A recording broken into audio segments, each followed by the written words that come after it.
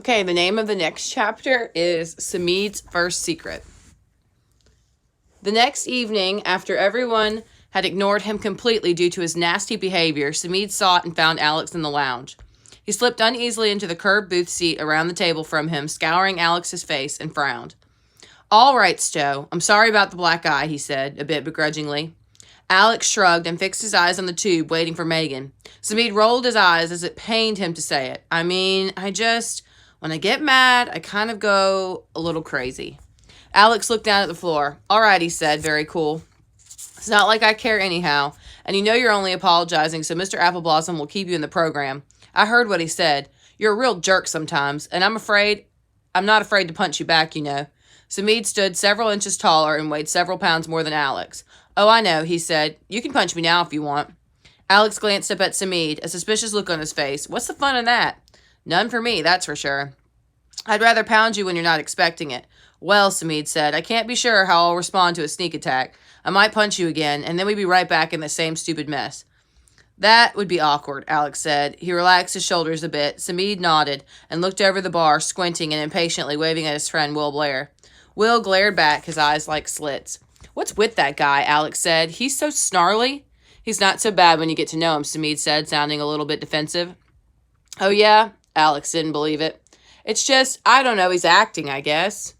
"Right. Seriously, that's what he said when I asked him. And he's really good. He's got some amazing spells." "Well, why would he want to hang around with a new kid like you? Did you know him in Quill or something?" "Yeah, I did.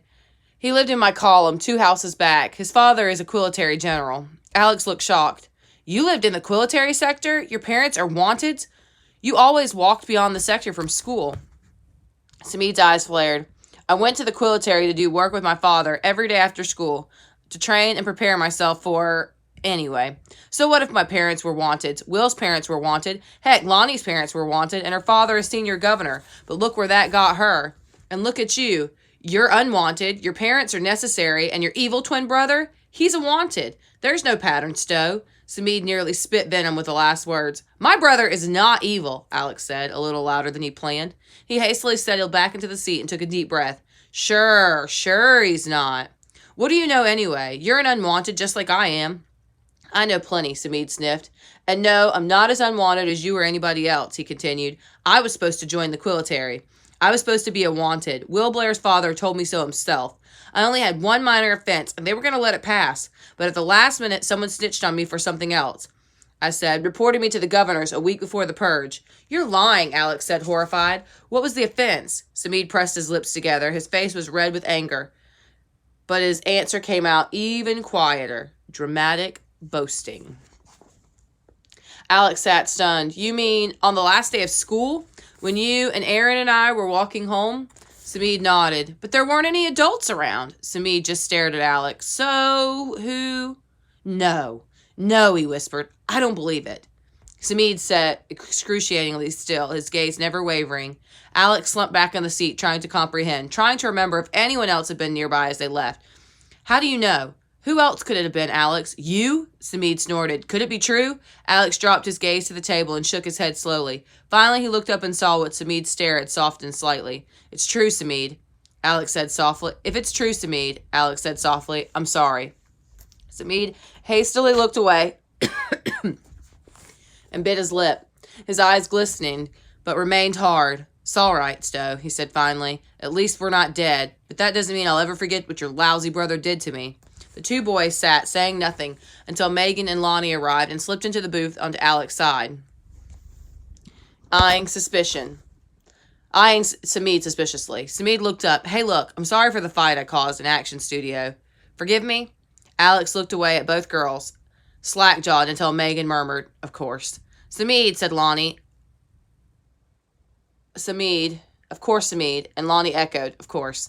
Hastily, they all began babbling about their schoolwork in an attempt to change the uncomfortable subject, and then the next uncomfortable subject came up. "Well, guys, I have news. I'm beginning magical warrior training," Megan said, eyes bright. Lonnie shrieked and hugged Megan. Samid's lips parted in surprise. Then he didn't even try to hide his scowl, and Alex grinned, trying to ignore the sinking feeling in his stomach for the sake of his best friend. All right, this is called One by One Warriors. We're going to read 2 because that chapter wasn't very long. After the initial shock, Alex was truly glad for Megan, thinking surely he was not far behind. After all, he was excelling in painting and drawing and had advanced to charcoals and sculpting, for which he had a special knack. The normally stern Miss Octavia gave him the highest marks on everything and praised him until he grew red in the face. With only 2 hands compared to her 8, he exceeded every assignment and finished with speed and grace. His attention to detail was beyond his years. Marvelous, perfect, accurate, Miss Octavia had said of his work. Of a charcoal sketch of sea speckled with islands in the distance, simply primitive, she praised when Alex showed her his stark sculptural replica of the high priestess Justine's palace. And with all the praise every day, Alex waited anxiously for his private lessons to begin, hoping to hear the same news that Megan had received. But Miss Octavia would be talking to Mr. Today about advancing him into magical warrior training. But every day, in the awkward silence at the end of each session, she merely praised him for his stunning work and sent him on without another word. Soon, Lonnie, and a month later, Samid, joined the ranks of student warriors, leaving Alex as the only one in his group of friends not to have earned a Covenant component vest, which the others wore proudly to class. Conversations grew awkward.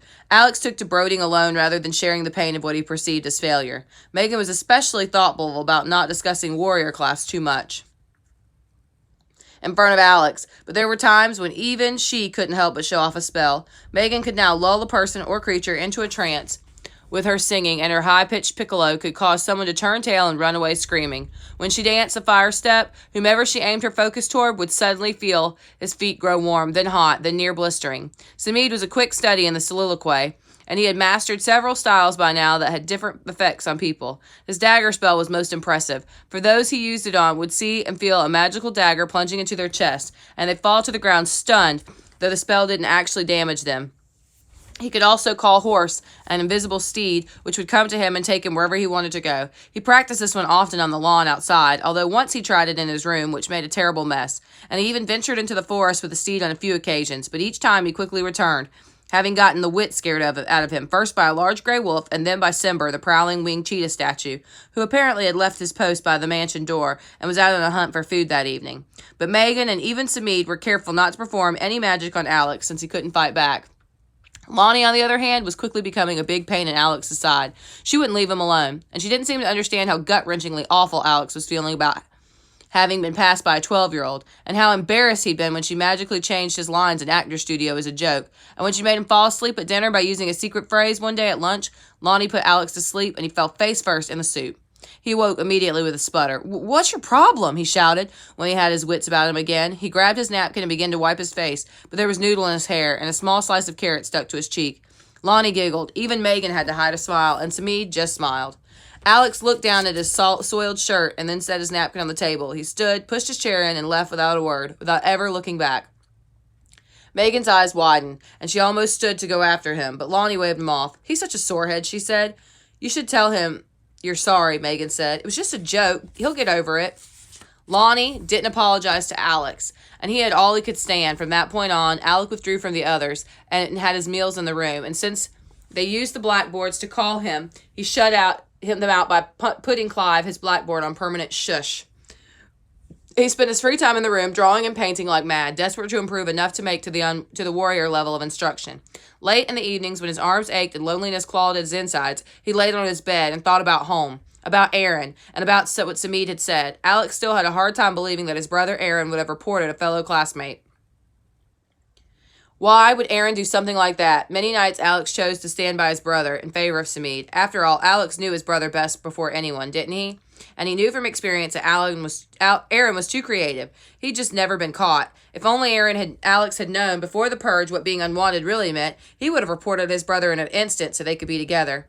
"Oh, Aaron," he'd groaned, feeling hopelessly to save him.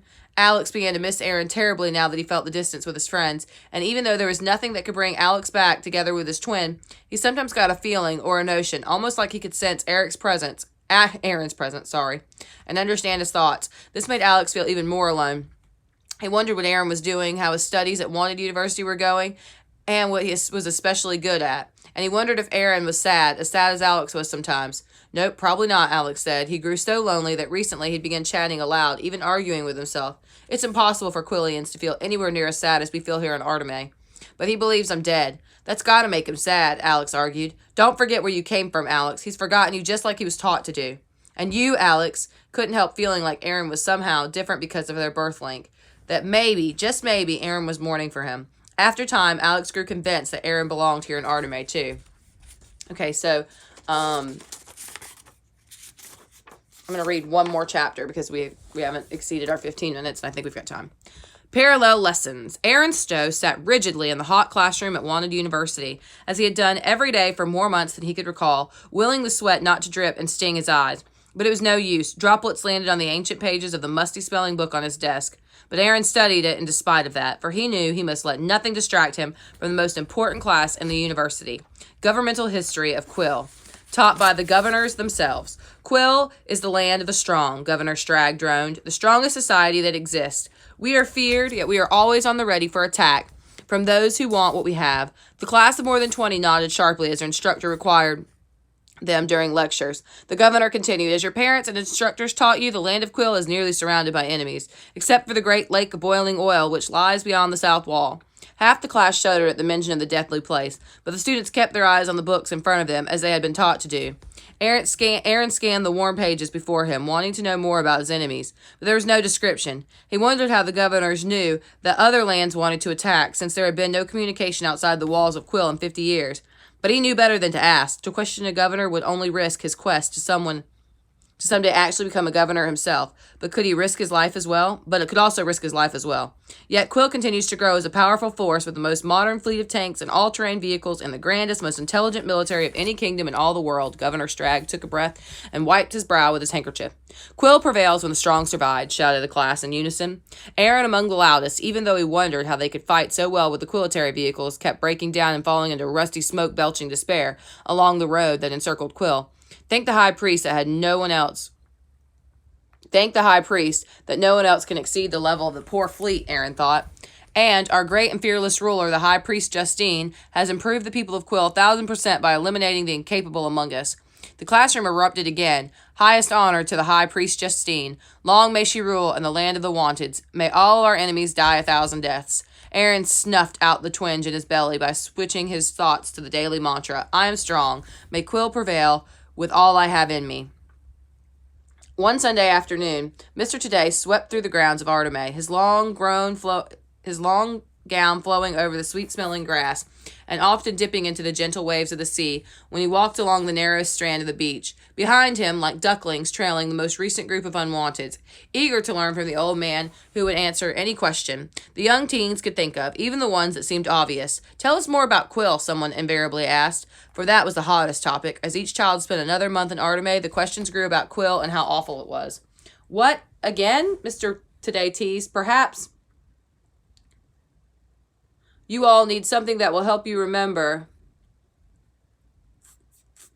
from week to week. For Alex, this was the only time each week where he felt on the same level as the others, and he didn't have to fear Alani's magical pranks in the presence of Mr. Today. All the unwanteds of all levels of training were equally astounded by the odd and sinister practices of the land they'd never thought to question before. Megan spoke up. Mr. Today, if Quill is so powerful, why is everything so rusted and broken down? Well, Megan, Mr. Today said, climbing to the lawn and settling for a chat on the grass, most likely it's because Quill hasn't figured out how to manufacture and produce metal products and no longer trades with other lands for good. So every piece of metal in Quill is at least 50 years old, as are the vehicles and the oil they use is some concoction of rainwater and chicken fat. No idea, in my opinion.